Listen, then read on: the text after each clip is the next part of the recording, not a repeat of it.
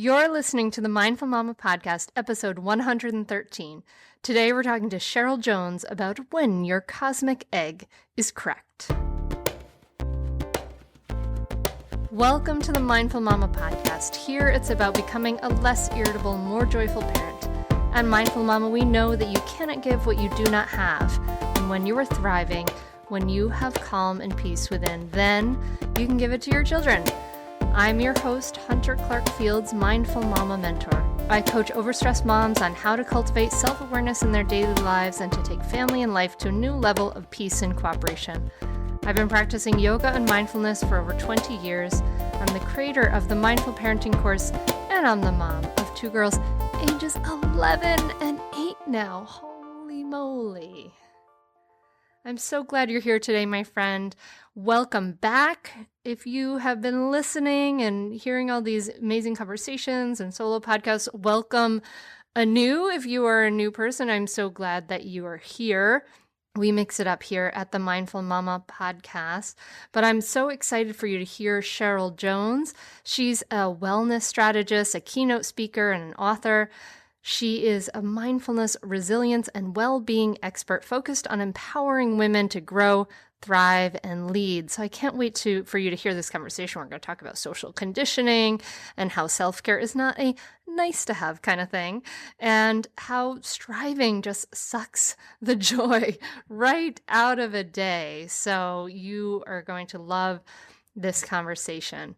And right now, in the world of the Mindful Mama podcast and the mindful parenting world, we are deep into our course, which is exciting. And I'm going to have a new free training coming up in a little while in May.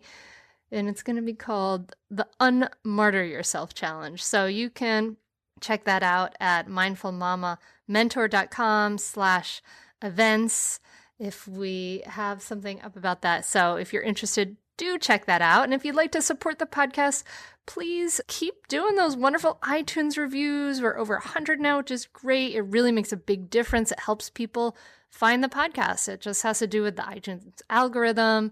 And leave those reviews on Stitcher, wherever you find them. That really helps. And I thank you so much for sharing the podcast, and all these wonderful emails and notes have been coming in lately. It really feels amazing to hear about your ahas and things like that. So I love that. Thank you so much. And now on to this episode.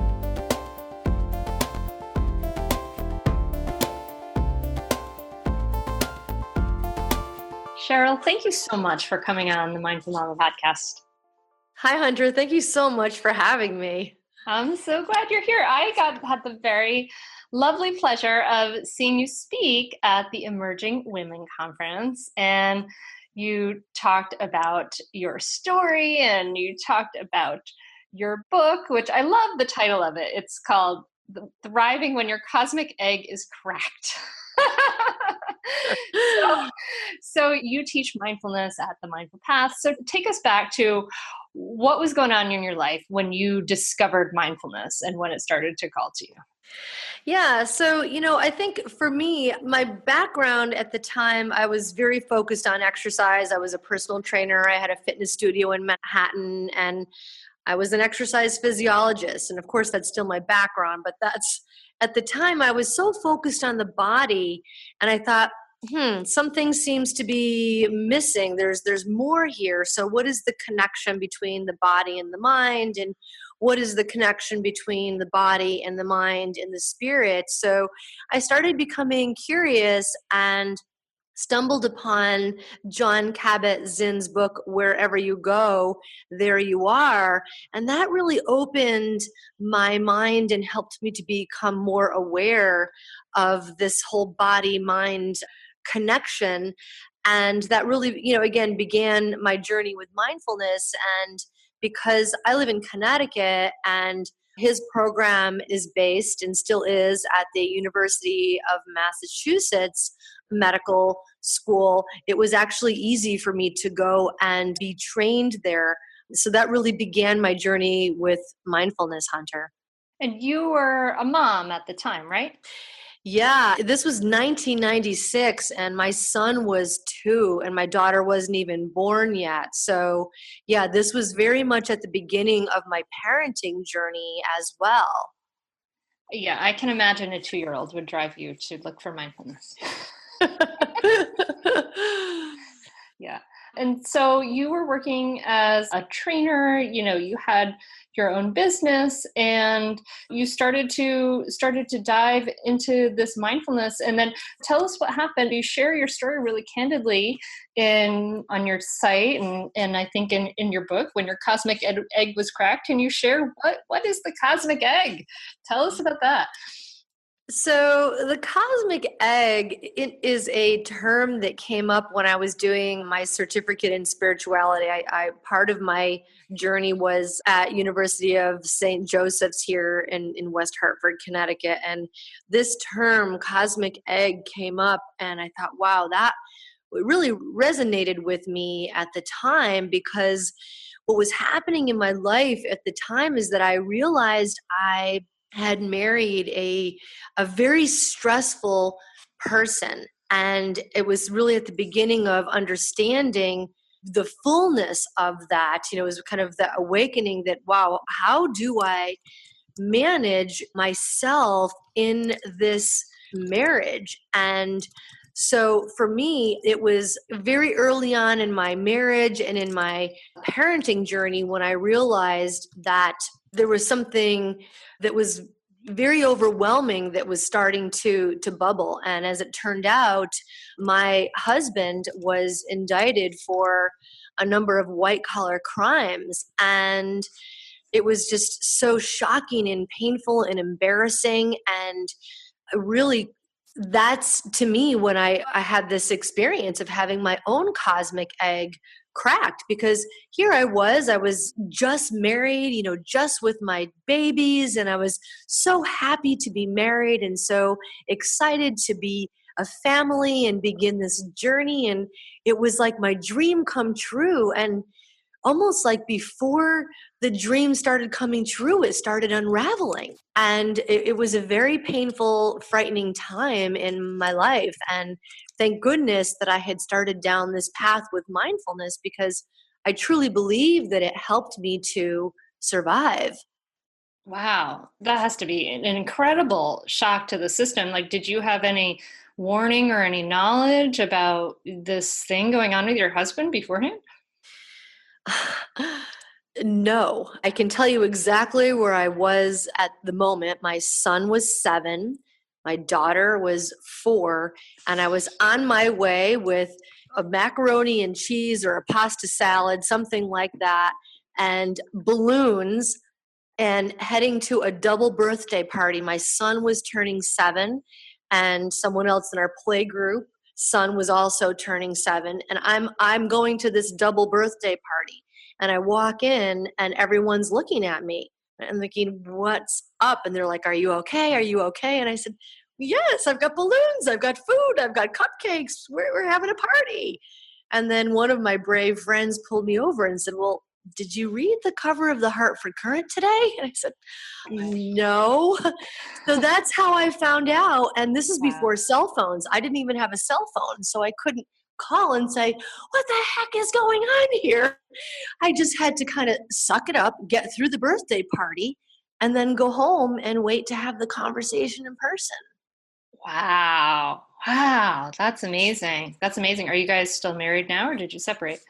No, we got divorced a few years after the beginning of that. That was the beginning of the journey. And so I want to say maybe it was maybe 4 years later. It took us 3 years to get divorced. 7-day divorce trial. Ended up with no child support, no alimony. There was no divorce settlement. I had to file for bankruptcy. He went away for 10 years and I raised my children by myself. They were 7 and 10 at the time. Yeah, it was That sounds like truly devastating, but at the same time, you know how it goes in life. That which doesn't kill us makes us stronger, as I think Eleanor Roosevelt, is quoted for that. is And she so, yeah. Yeah, that's amazing. I mean, this was obviously not the life you expected for yourself. And you could have had the two options there are just succumb to this and be sort of awash in misery, which I'm sure you had those moments, but then take this. And it sounds like this is what you did, is like take this challenge, the suffering, all this stuff, and turn it into, what can I learn from this? Yeah, and that came a little bit later. I mean, first of all, was surviving. And so really using my mindfulness practice to stay grounded and practice self-care as I was, helping my children deal with the loss of their father. They were young. So yes, it was embarrassing for me and for them, but mostly for them, it was just so traumatic to lose a parent. Your father's here one day and gone the next. And so they really did suffer a lot from being in that situation. So I really needed to take care of myself so that I could be there for them. And so, yes, it was first survival, and it was moment to moment, day to day, week to week. What do I need to do so that I can be there for my children as a whole, healthy human being? Yeah, yeah. And I love that there was that recognition, like, I have to be taking care of myself I have a responsibility to take care of myself at a really deep level so that I can show up to this incredible challenge of raising my kids by myself and meeting their big feelings, all of it. Yeah, the self-care piece I do think is a bit of a challenge in how we understand self-care. It's not a nice to have. We need to have space, moments where we can nourish ourselves so that we can bring our whole self forward into parenting, because parenting in any circumstance is a challenge. There isn't a playbook. While there are many wonderful resources out there, each of us has our own value system. Each of us has our own vision for how we want to be a mom. And so it is going to be a little bit of a solo journey. So how we want to be a mom and, bring all of who we are to the moments of being moms. Yeah. No matter what our circumstances are, right? That's the universal thing that we share as mothers. Yeah. At Emerging Women, you talked about 5 things to thrive. Obviously, from your story, you've gone to these depths and you've gone to these heights, and you take this knowledge with you. And what you said at Emerging Women, which I'm kind of hearing what you're saying now too, is the idea of recognize the loss, right? And you talked about that. Most of us internalize the stress, and then mindfulness helps us to heal rather than seal our wounds. And is that how you experienced it then? Did you have some internalization? Like, how does this relate to your own story?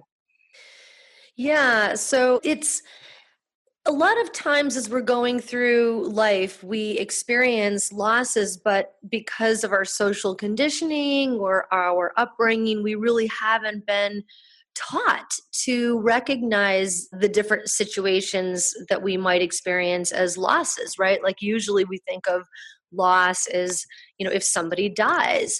And of course, that's the significant loss, but there are other losses that we face, like divorce or a breakup or infertility or even aging or a health issue. These are all different kinds of losses. Anytime something that we dream about, doesn't happen, any dream that doesn't come true, right? So if we don't acknowledge what the loss is, then we kind of, like the ostrich in the sand, pretend we're fine, it's all good, I've got this.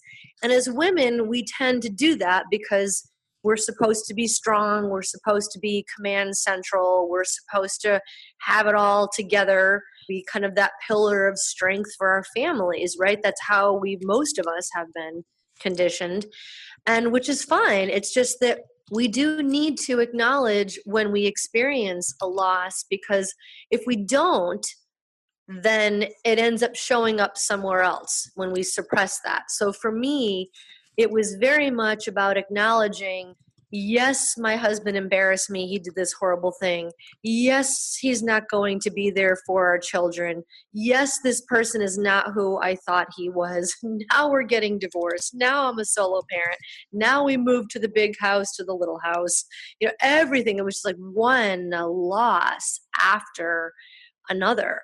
And in order to survive that, I had to keep myself, really present in the moment and acknowledge one at a time and get to my yoga mat, get to my counselor, make sure I was eating healthy foods, make sure I had alone time, make sure I had social time, make sure I was doing a lot of things to help me process those losses, to your point, not to bury them, but to acknowledge them, little by little, one by one, so that we can heal eventually.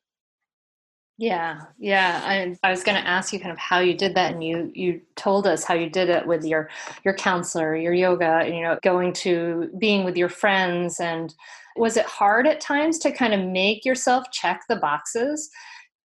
That's a really interesting way to think about it. It was, for me, kind of asking that question in the moment. What do I need right now? And I might have had get together with a friend, and I might have had that plan, but in the moment, I always would check myself. I didn't check the box, I checked myself.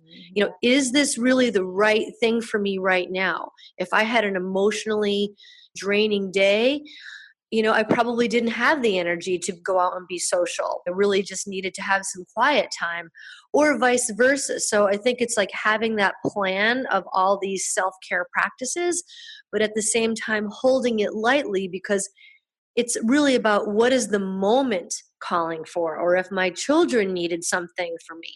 Or in reverse, I would thought, oh, I was going to, have this time with my kids, and as they got older and they would have their own plans, it's like, okay, well, I just got dusted. Here's an opportunity. Let me call someone and make a plan. So it was kind of keeping my fingers on the pulse of the moment and doing what the moment is calling for. Yeah. And I really appreciate this idea of acknowledgement, and this idea, it's in that moment, the self-awareness of what do you need and things like that. And I really also appreciate this idea of the acknowledgement, because acknowledgement is a huge thing that we tend to want to skip right by in everything in our culture. We talk a lot about acknowledgement in the mindful parenting course that I teach, and just kind of saying what you see, that process of labeling. And maybe you can speak to the idea of what does this idea of saying what we see is happening, whether it's in ourselves or whether in our kids, how does this help in the brain to give us some more grounding? Yeah, that's a really powerful question, because, again, most of us aren't trained to acknowledge, right? It's about, as you said, kind of moving on to the next thing. And life these days is moving so fast. So creating spaces to pause as we go through the day and simply note, what is true? What is our truth in the moment? Without judgment is obviously the key in mindfulness practice, is to notice what's happening within us and around us in the moment. So to acknowledge what's true, and to do this with patience or kindness or curiosity, non-judgmentally, whatever word resonates with you. But that willingness to pause and stop and acknowledge is the beginning to living life consciously, right? So we come off autopilot and live more consciously. And what that enables us to do is to, over time, cultivate resilience. When we're willing to notice whatever thoughts are going through the mind or whatever feelings are present, when we're able to do that just for a few minutes here and a few minutes there, that helps us to build our ability, our belief in ourselves that, we are resilient and it's okay. We don't have to be afraid of acknowledging what's true. It's not going to overtake us. We're simply creating a space to notice what's happening without judgment. And over time, that improves our resilience. Yeah, absolutely. I can be present with this, and it's not, I'm still here. I can be present with this and I can still be okay is an incredibly, incredibly powerful practice to cultivate for sure. So you talked about this idea at our talk, about this idea that you've already talked about this sort of high level of self-care, but this idea that children need only one grounded parent. Can you tell us a little bit more about that? Well, what I can share is that that's what my counselor told me. I don't know if she was just trying to make me feel good because I am not a psychologist, but that stuck with me. And I thought, because of course the shame, and Brene Brown talks a lot about shame.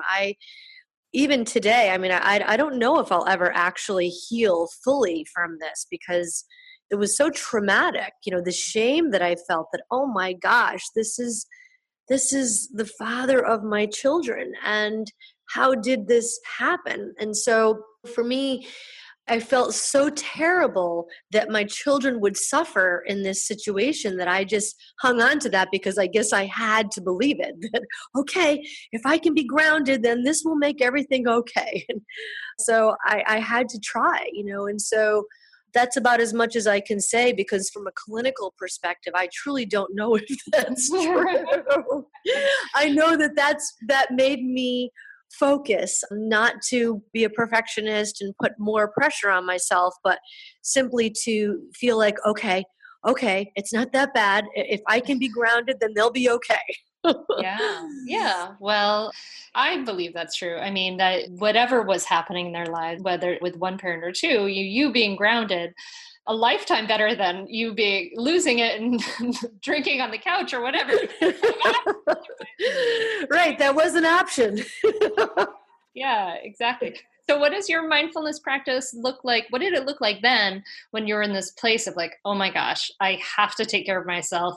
And I'm the only parent to these two kids who are younger. And what does it look like now? What does your meditation practice look like? So it's always changing, right? I mean, that's why we call it a practice because it's really, I guess, because I'm trained in mindfulness-based stress reduction, there are 4 formal mindfulness meditation practice that I, kind of flow in and out of. And one is sitting meditation, another is a lying down meditation or walking meditation or mindful movement or yoga. So my journey has always been about kind of what do I feel like doing now? And sometimes I feel like lying down and doing rolling on the floor yoga in my PJs and just kind of tuning into the body and working out all the kinks. And sometimes it's, standing in the supermarket and when somebody runs back for one extra item and I'm in a rush, putting my 2 feet firmly on the ground and breathing in and out and remembering that I've been in that situation too.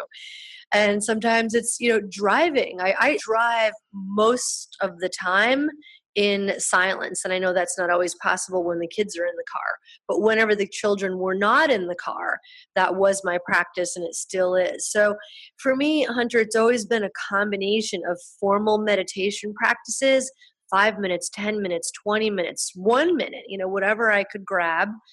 And informal practices, if I'm chopping the carrots, just chop the carrots. If I'm folding towels, fold the towels and know that I'm folding towels. Driving and know that I'm driving.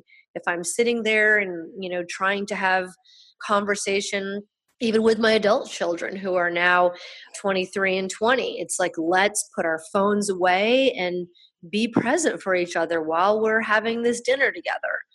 So it's always been a combination of formal meditation practices and consciousness in the moment, just doing one thing. Mm-hmm.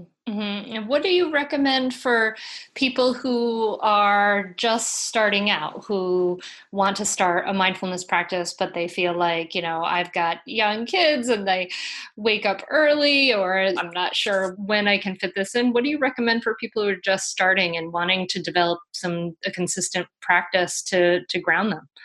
So I do believe that, we have to kind of meet ourselves where we are. And, no matter what ages our kids are, that mindfulness can really contribute to bringing out the best in our parenting. And so starting with even just 5 or 6 minutes, carving out just a short amount of time, and then periodically as you're going through the day, to stop and put 2 feet on the ground and breathe in and out, and take just a few moments to do a little compassionate check-in. How am I doing? What am I doing right now?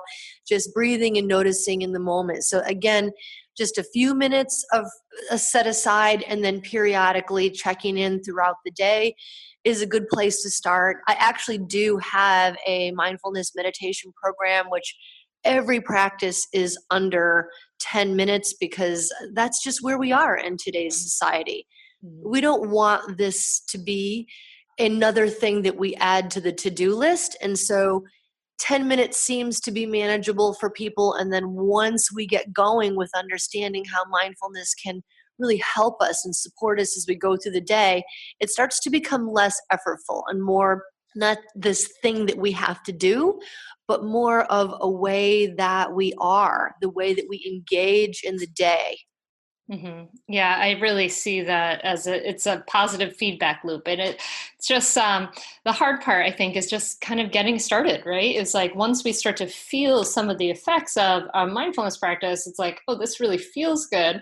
So therefore, I will continue it. Or sometimes it's like you start for a little while and then you drop off and you say, oh, my mind is crazy again. I feel a lot more stressed out again. And so you come back to it. Is that what you see in the people you work with?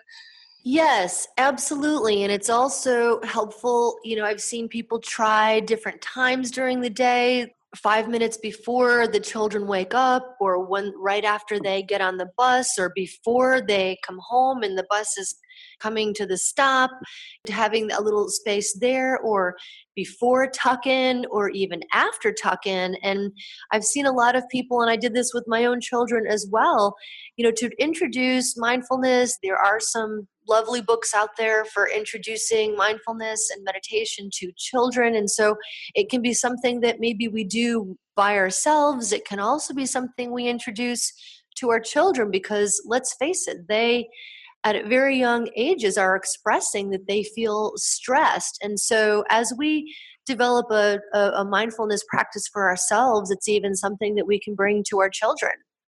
Yeah, absolutely. We take our kids in the summers to a family mindfulness retreat at Blue Cliff Monastery in New York, which is a Buddhist monastery in the tradition of Thich Nhat Hanh. And what's wonderful about that is the parents can go off and do their practice, and they have a whole program for the kids where the kids sit with these monks and nuns and they teach them how to invite the bell and mindful eating. It's really great. So, but then now there's so many incredible resources. Speaking of resources and things like that, like, what do you think about, like, do you consciously take in information in your life that is going to kind of support your practice and support your choices as far as living really consciously, as far as the media you take in and the books you read and the TV shows you watch? Yeah, that's a really important point, and I'm so grateful that you brought it up.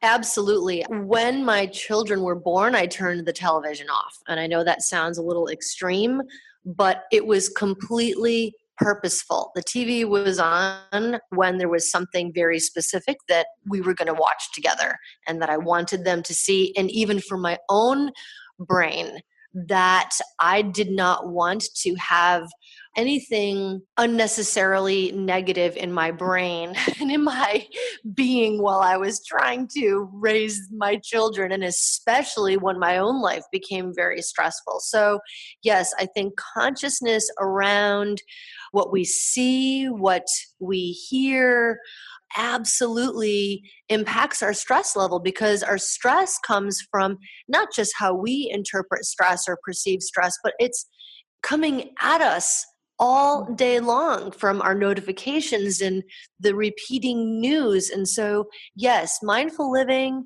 is very much about being conscious about what we allow into our brains and our minds and what we see. So yes, being purposeful about, what we are choosing, and recognizing that that is a very powerful choice point for us as moms, that there's lots of stressors that we don't have control of, but that is one that we do have control of.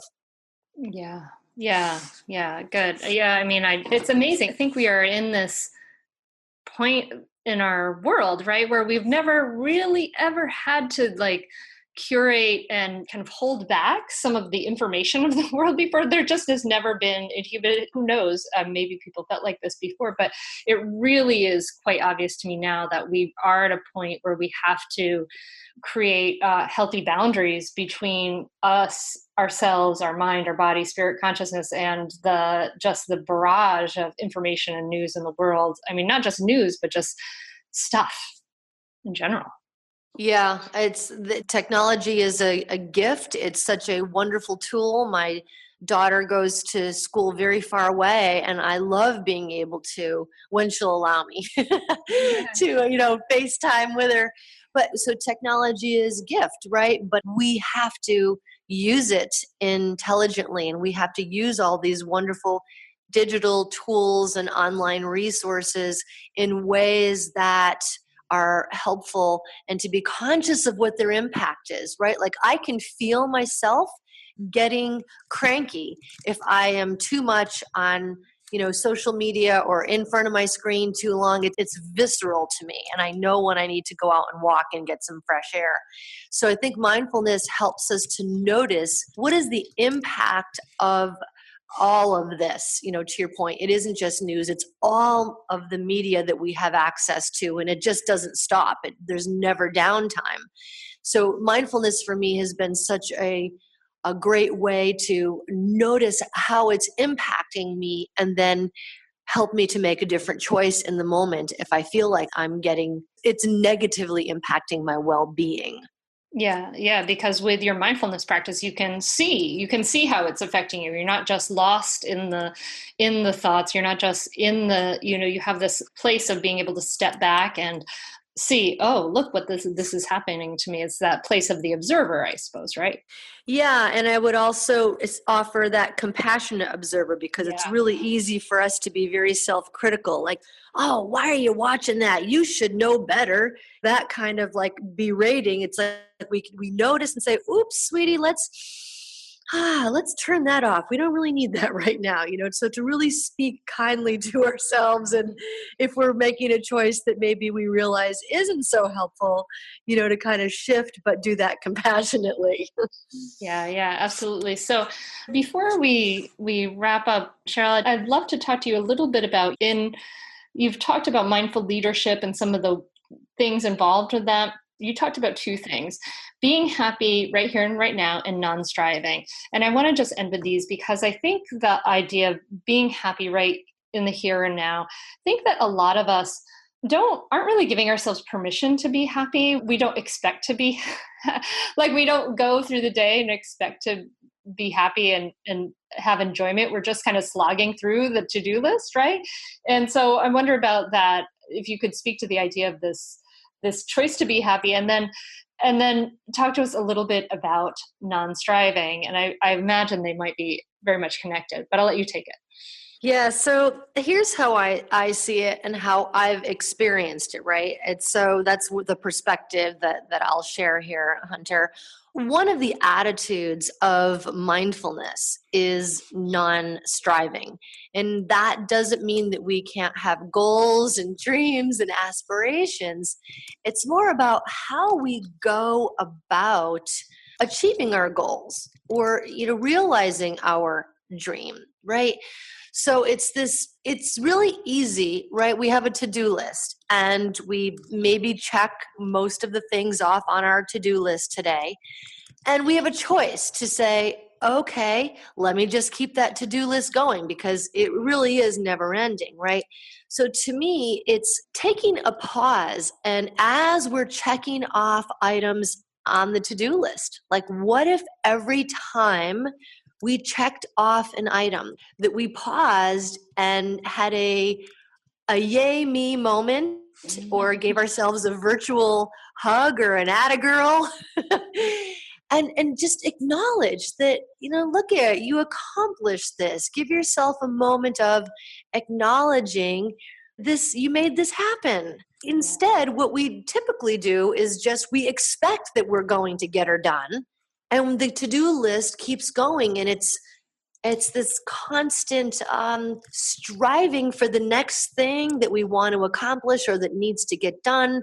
Where and I would invite us to me, the attitude of non-striving is to make sure that as we're doing whatever it is that we're doing, some things are very mundane that we all have to do every day, and some things are, really big, like having the courage to bring our voice into a conversation in a meeting, or to really take on something that maybe is an injustice and use our voice in a way that reflects our values. So we're all involved in these little choices of how we're going to handle different situations and getting all those things done every day. And so what I would offer is that we stop and acknowledge what we have done and how hard we tried at something, even if we didn't get the outcome, to acknowledge our intention and our willingness to try. And we don't usually do that. Yeah. And I believe that causes unhappiness. So to me, I believe if we are willing to come off of the constant efforting and striving and are willing to pause and acknowledge that just naturally brings some satisfaction and fulfillment and happiness. That of course I have more goals and my task list is going to be what it is, and I'm having all these things that I'm planning. That's life. But if I am willing, it's how I'm doing that. Yeah. If I'm willing to stop and allow myself to be happy in a moment with what I have accomplished right here, right now, that's enough for right now. And tomorrow's a new day, and I have the whole rest of my life too. It's never ending, right? And so we could either do it the stressful way or what I believe is a more peaceful way, the way of ease. And I believe that contributes to our happiness. Yeah. Thich Nhat Hanh says there is no way to happiness. Happiness is the way. So can we give ourselves permission to go about things without, with this idea of enjoyment, what we're doing, and just like your book that you read way back when, wherever you go, there you are. Right? I love that title. It's got to be one of the best titles ever, right? Because once you achieve all your goals, you're still there. And if you're not enough without these goals, you're going to be not enough without the next goal, right? So yes, indeed. We do put a lot of pressure on ourselves, and I would include myself. Everything that I'm saying, I practice every day, noticing when I'm getting into striving and noticing how that sucks the joy out of my day. And calling myself back and say, trust, of course, you just sit back and let go and trust and know that if I put my best self forward and I have the best intention, that's enough for right now. One baby step at a time here. I love that. Thank you so much, Cheryl. So where can people find out about your work? And I assume your book is in different places, but where can people find out more about you? So I have a website, and it's themindfulpath.com. And more about my story and mindful tools and other services that I offer are on, again, my website, themindfulpath.com. And thank you so much. I feel so honored to be here with you, and I totally appreciate this conversation, Hunter. Yay. And I appreciate your bravery in putting your story out there, because it's a lot of vulnerability to talk about the story about your husband. And I appreciate your bravery in doing that, because opening yourself up to that this is what happened, this is how I suffered, and this is what came from it. And it really makes it so a lot of people can really hear you in a way and take this information into their hearts and minds in a way that is deeper. So I want to thank you for the work that you've put out in the world. Thank you. The path to healing, I believe for all of us, whatever it is, that it's the vulnerability piece is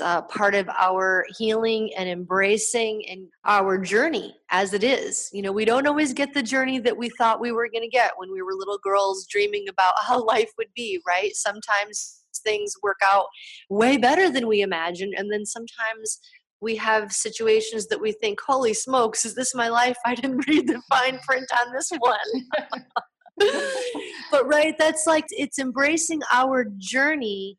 And to me, that is how we live an authentic life, to take the wisdom and move it forward to create a beautiful, authentic life. Amen.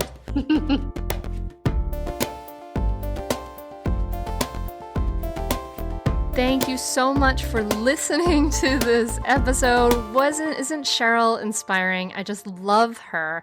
I love that idea. Self-care is not a nice to have kind of thing, and how she talks about our conditioning and shares so honestly her story. So cool.